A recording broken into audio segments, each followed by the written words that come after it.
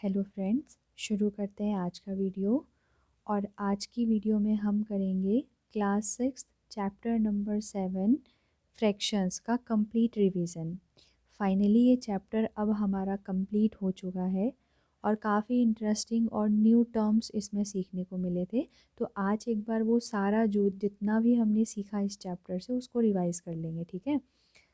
Fractions, और सबसे पहले था इसका इंट्रोडक्शन, ठीक है। सबसे पहले हमें समझाया गया कुछ 2-3 एग्जाम्पल की हेल्प से कि फ्रैक्शन का मीनिंग क्या होता है, ठीक है। उसको एडिशन सब्सट्रैक्शन तो हम बाद में करेंगे, लेकिन पहले हम समझें कि फ्रैक्शन क्या होता है, फ्रैक्शन होता क्या है, ठीक है।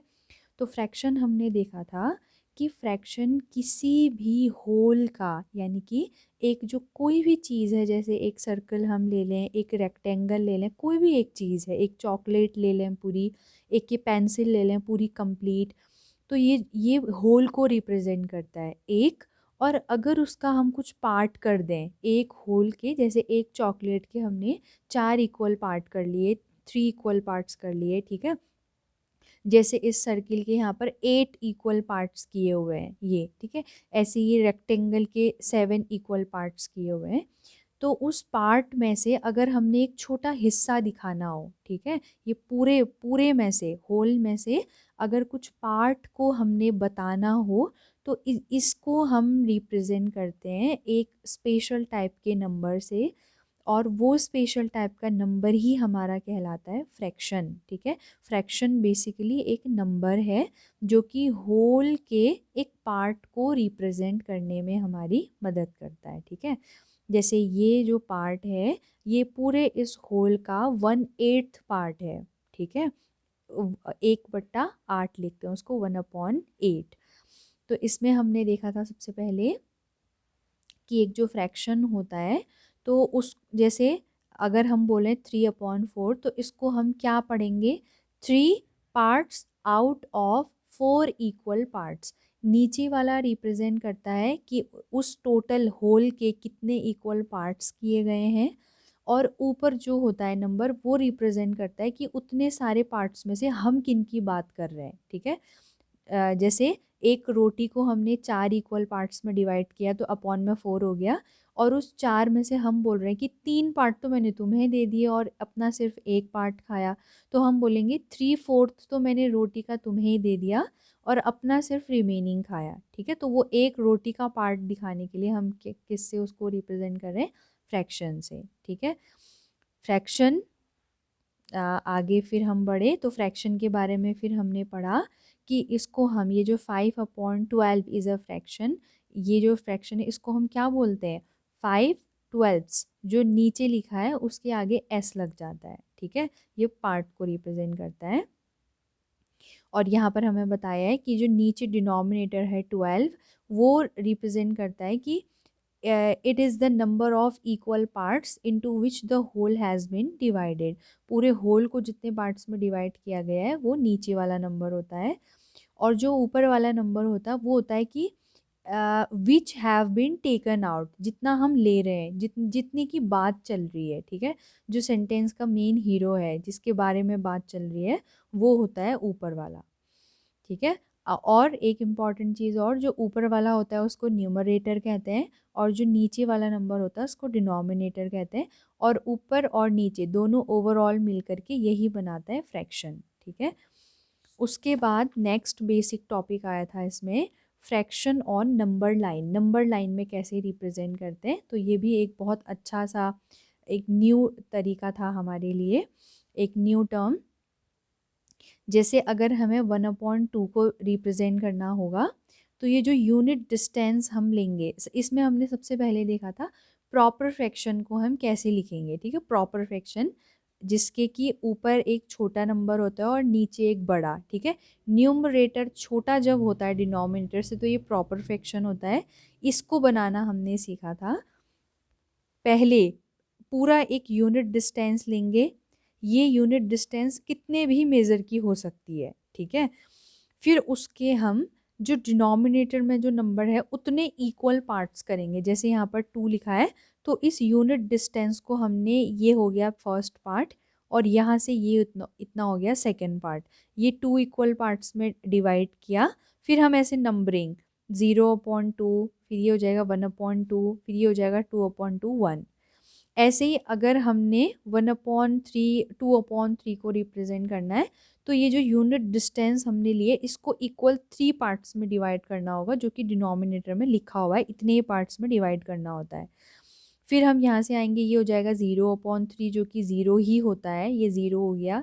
ये फिर 1/3 2/3 और ये हो जाएगा 1 जो कि 3/3 से भी उसको रिप्रेजेंट कर सकते हैं। ठीक है, तो बेसिकली हमने क्या सीखा था कि हमने जैसे अगर 3/7 को रिप्रेजेंट करना है नंबर लाइन में, तो कोई भी एक यूनिट डिस्टेंस लेके हम उसको 7 इक्वल पार्ट्स में क्या कर देंगे, डिवाइड कर देंगे। ठीक है, बस ये करना है कि हम या तो 7 ही लें 0 से लेकर 7 सेंटीमीटर तक, ताकि हम इसको 1 1 सेंटीमीटर के 7 इक्वल पार्ट्स में डिवाइड कर लें, या फिर हम 14 लें ताकि हम 2 सेंटीमीटर 2 2 सेंटीमीटर में डिवाइड कर पाएँ। बस डिवाइड अच्छे से कर पाएँ, इस हिसाब से हम अपनी यूनिट डिस्टेंस को फिक्स करेंगे। उसके बाद हमारा आता है प्रॉपर फ्रैक्शन। तो ऐसा फ्रैक्शन जिसका डिनोमिनेटर में जो नंबर होता है वो बड़ा होता है, ठीक है, न्यूमरेटर से। हाँ, ये जो लिखा है पिंक हाईलाइट किया गया है इसको, in a proper fraction the numerator is always less than the denominator. Denominator बड़ा होगा, न्यूमरेटर छोटा होगा। ठीक है, यहाँ पर जो लिखा गया है numerator is less than denominator, इस टाइप के जितने भी फ्रैक्शन होते हैं वो कहलाते हैं प्रॉपर फ्रैक्शन। ठीक है, और उसके बाद आता है improper fraction and mixed fraction. ठीक है, तो इम्प्रॉपर फ्रैक्शन जस्ट प्रॉपर का ऑपोजिट होगा। तो इम्प्रॉपर फ्रैक्शन में क्या होता है, जो न्यूमरेटर होता है वो बड़ा होता है इन कंपेयर टू डिनोमिनेटर। ठीक है, नीचे जो नंबर है वो छोटा होता है ऊपर वाले नंबर से। तो ये इम्प्रॉपर हो गया। अब इसी इम्प्रॉपर फ्रैक्शन को हम मिक्स्ड फ्रैक्शन में भी दिखा सकते हैं। कैसे दिखाते हैं, जो नीचे वाला फ्रैक्शन होता है, नीचे वाला जो नंबर होता है यानी कि डिनोमिनेटर जिसको कहते हैं, उससे डिवाइड देते हैं ऊपर वाले न्यूमरेटर को। ठीक है, और डिवाइड देने के बाद जैसे एक यहाँ पर समझ लेते हैं, अगर हमने 5 से 18 को डिवाइड दिया तो 5 3 जा 15 हो गया और रिमाइंडर में बच गया 3। ठीक है, तो इसको हम कैसे लिखेंगे, ये जो क्वोशंट होता है वो होल पार्ट हो जाता है और जो रिमाइंडर आता है वो ऊपर और डिवाइजर नीचे। ये इसको पढ़ते कैसे हैं, 3 होल 3/5, यानी कि ये जो पार्ट होता है ये होल पार्ट होता है, ये पूरे होल यानी कि 3 रोटियों को दिखा रहा है, 3 चॉकलेट्स को दिखा रहा है, 3 पूरे कपड़ों को दिखा रहा है, मतलब ये 3 दिखा रहा है कि ये होल है। और उसके बाद ये एक पूरे होल का फ्रैक्शन है। ठीक है, एक हिस्सा है। ये होता है मिक्स्ड फ्रैक्शन में रिप्रेजेंटेशन। ऐसे करते हैं इसको, जो कि मिक्स्ड मतलब जो होल और फ्रैक्शन का मिक्सचर है वही मिक्स्ड फ्रैक्शन है। ये हमने सीखा था। और उसके बाद फिर हम नेक्स्ट टॉपिक में आते हैं, इक्विवेलेंट फ्रैक्शन। ठीक है, इक्विवेलेंट फ्रैक्शन क्या था हमारा, जैसे अगर 1/2 है, ठीक है, मतलब सेम चॉकलेट, उसी सेम चॉकलेट को पहले 2 इक्वल पार्ट्स में डिवाइड किया, फिर 4 इक्वल पार्ट्स में डिवाइड किया, फिर 9 इक्वल पार्ट्स में डिवाइड किया। तो और हमने क्या लिया, ये जब 2 हिस्से किए तो पूरा एक आधा हिस्सा ले लिया, जब 4 हिस्से करे तो 2 आधे हिस्से ले लिए, जब 6 आधे हिस्से करे तो हमने 3 पार्ट ले लिए फिर। ठीक है, लेकिन तीनों में ही देखेंगे कि पूरी चॉकलेट का आधा हिस्सा ही हमारा शेडेड पोर्शन है। मतलब कि जो इक्विवेलेंट फ्रैक्शन होते हैं ये होते सेम है, बस इनकी शक्ल अलग अलग हो जाती है। ठीक है, ओवरऑल होते सेम है। जैसे ये सबसे अच्छा रिप्रेजेंटेशन यहाँ पर हो रहा है कि चॉकलेट का वैसे तो हम देखेंगे कि ये भी ये थोड़ा थोड़ा अलग है, लेकिन ओवरऑल अगर हम इस बॉक्स को मेज़र करेंगे ना, ये बॉक्स और ये बॉक्स और ये बॉक्स, तो ये तीनों बिल्कुल इक्वल मेजर के हैं। ठीक है, तो यही होता है इक्विवेलेंट फ्रैक्शन, जो कि एक सेम को ही रिप्रेजेंट कर रहा होता है, बस शक्ल उनकी अलग अलग हो जाती है। ठीक है, निकालते कैसे हैं इसको, कोई भी फ्रैक्शन, कुछ भी फ्रैक्शन दिया हो, उसका अगर न्यूमरेटर और डिनोमिनेटर ये दोनों में ही अगर हम सेम नंबर से या तो मल्टीप्लाई कर लें या फिर क्या कर लें, डिवाइड। ठीक है, दोनों ही कंडीशन में आ जाता है, ये डिवाइड भी कर सकते हैं ऊपर भी और नीचे भी, न्यूमरेटर एंड डिनोमिनेटर को दोनों को ही एक ही ये शर्त है कि नंबर दोनों जगह पर सेम होना चाहिए, ठीक है, चाहे डिवाइड करें चाहे मल्टीप्लाई करें, जो रिजल्टेंट हमारे पास आएगा वो इक्विवेलेंट फ्रैक्शन होगा पहले वाले का, ठीक है, ये था इक्विवेलेंट फ्रैक्शन। उसके बाद आता है simplest form of a fraction. Simplest form क्या होती है, तो अगर हम देखें जैसे 36/54, तो ये सिंपलेस्ट फॉर्म नहीं कहलाएगी क्योंकि इसको हम और कट करके छोटा बना सकते हैं। तो अगर हम इसको कट करके और इससे चेंज करके छोटे छोटे नंबर्स में इनको कन्वर्ट कर सकते हैं ना, तो ये सिंपलेस्ट फॉर्म नहीं होती है। और ये जो छोटा छोटा कहा जा रहा है वो यहाँ तक छोटा बनाना पड़ता है, कौन सी हद तक उसको छोटा बनाना पड़ता है कि जो दोनों न्यूमरेटर और डिनोमिनेटर और न्यूमरेटर जो दो नंबर आएंगे ना, उनमें एक के अलावा और कुछ भी कॉमन नहीं होना चाहिए। जैसे 2/3 ये किसी एक फ्रैक्शन की सिंपलेस्ट फॉर्म है, ठीक है, वैसे तो इसके अनगिनत इक्विवेलेंट फ्रैक्शन हो जाएंगे, ऊपर भी 2 से नीचे भी 2 से, ऊपर भी 3 से नीचे भी 3 से, ऊपर भी 4 से नीचे भी 4 से, काफ़ी ऐसे मल्टीप्लाई करके अनगिनत infinite numbers of equivalent fractions are there. लेकिन ये इसके सिंपलेस्ट फॉर्म है, क्यों है, क्योंकि 2 एंड 3 दोनों में ही 1 के अलावा और कुछ भी कॉमन नहीं है, कोई भी ऐसी टेबल नहीं है जिसमें 2 और 3 एक साथ एक ही टेबल में आ जाए, ठीक है, तो ये होती है शॉर्ट सिंपलेस्ट फॉर्म, ठीक है। उसके बाद हम आते हैं लाइक फ्रैक्शंस में, तो सिंपल सी है, ऐसे सारे फ्रैक्शन जिनके डिनोमिनेटर सेम होते हैं, न्यूमरेटर अलग अलग हो सकते हैं, सेम भी हो सकते हैं, कोई फ़र्क नहीं पड़ता, डिनोमिनेटर सेम है तो वो लाइक फ्रैक्शंस कहलाते हैं, ठीक है। और फिर हमने इसी लाइक फ्रैक्शंस को कंपेयर करना सीखा था, क्योंकि लाइक फ्रैक्शन का कंपैरिजन बहुत ज़्यादा आसान होता है। जैसे अगर ये डायग्राम से तो समझ में आ ही रहा है हमें, लेकिन हमने इसके लिए एक जो वैसे एक रूल निकाला था जो सिंपल होता है और सभी के लिए जो एप्लीकेबल है, जो हमें इन डायग्राम से पूरा कंक्लूजन इसका समझ में आया था कि जितने भी ये लाइक फ्रैक्शंस होते हैं उसमें न्यूमरेटर में जिसका जितना बड़ा होगा वो ओवरऑल उतना ही बड़ा फ्रैक्शन हो जाता है, ठीक है। जैसे ये इन तीनों को अगर हमने कंपेयर किया तो, या इन दोनों को अगर हमने कंपेयर किया तो नीचे तो लाइक फ्रैक्शन है, ये नीचे डिनोमिनेटर सेम है, और 11 और 13 में से 13 क्योंकि बड़ा होता है तो ओवरऑल ये 13/20 जो है ये बड़ा हो जाएगा, ठीक है।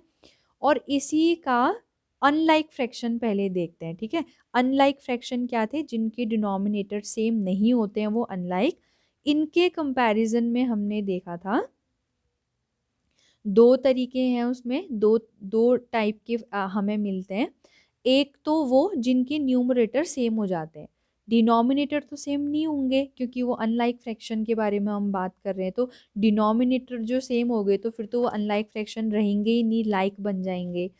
लेकिन डिनोमिनेटर अलग होते हुए भी अगर न्यूमरेटर सेम है तो जिसके डिनोमिनेटर में जितना छोटा नंबर आ रहा था वो बड़ा हो रहा था ओवरऑल, ठीक है।